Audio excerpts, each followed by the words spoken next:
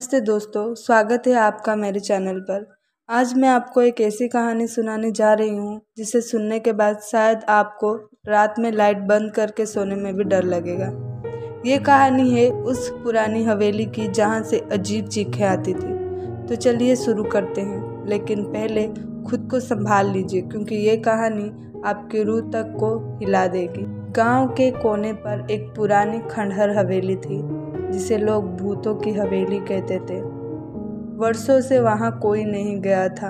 हर कोई कहता था कि वहाँ जो भी जाता है वो कभी लौट कर नहीं आता।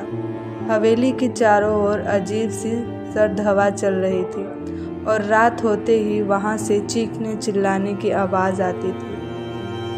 एक बार गांव के एक साहसी युवक अर्जुन ने ठान लिया कि वो उस हवेली की रहस्य को सुलझाएगा। दोस्तों और परिवारों ने उसे मना किया, लेकिन वो किसी की बात नहीं सुना। उसने कहा, डरना कायरता है और मैं इस अंधविश्वास को ख़त्म कर दूंगा। कि अर्जुन रात को ही अकेले हवेली में दाखिल हुआ। जैसे ही उसने मुख्य दरवाज़ा खोला, एक ठंडी लहर उसके चेहरे से टकराई। अंदर का माहौल सन्नाटे से भरा था। हर जगह मकड़ियों के जाले और धूल की मोटी परत थी। हवेली के कोने कोने से अजीब सी आवाज़ें आ रही थी, मानो कोई कानों में फुसफुसा रहा हो। अर्जुन के पास एक टॉर्च और एक चाकू था। जैसे ही वो आगे बढ़ा, उसे एक पुरानी तस्वीर दिखी। तस्वीर में एक परिवार था, एक आदमी, उसकी पत्नी और उनकी छोटी बेटी। अर्जुन को उस परिवार का चेहरा अजीब तरीके से जान पहचान का लगा। दूसरे मंजिल पर पहुंचते ही अर्जुन ने देखा कि एक बड़ा सा कमरा था जिसके दरवाजे पर मत आओ लिखा था, लेकिन जिज्ञासा ने उसे रोकने नहीं दिया। जैसे ही उसने दरवाज़ा खोला, कमरे के अंदर ही हर चीज़ अचानक हिलने लगी। दीवारों पर खून के धब्बे थे और एक पुरानी लकड़ी की कुर्सी अपने आप हिल रही थी।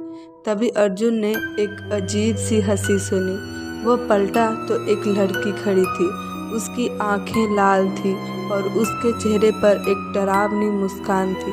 वो धीरे धीरे अर्जुन के पास बढ़ने लगी। अर्जुन ने चिल्लाकर पूछा, तुम कौन हो? लड़की ने जवाब दिया, ये मेरा घर है। तुमने इसे अपवित्र कर दिया। अब तुम इसे छोड़कर नहीं जा सकते। अर्जुन ने अपनी पूरी हिम्मत जुटाकर लड़की से बचने की कोशिश की। उसने टॉर्च की रोशनी उसके आंखों पर डाली, लेकिन वो लड़की गायब हो गई।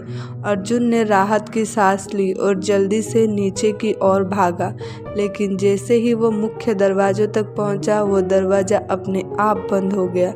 हवेली की खिड़कियां जोर जोर से हिलने लगी और अर्जुन ने सोचा कि शायद वो आत्मा शांति चाहती है। उसने उस कमरे में जाकर तस्वीर को दीवारों पर टांग दिया और कहा, मैं आपकी मदद करना चाहता हूँ। अगर आपको न्याय चाहिए तो मैं आपकी मदद करूँगा। लड़की की आत्मा प्रकट हुई, लेकिन इस बार उसके चेहरे पर शांति था।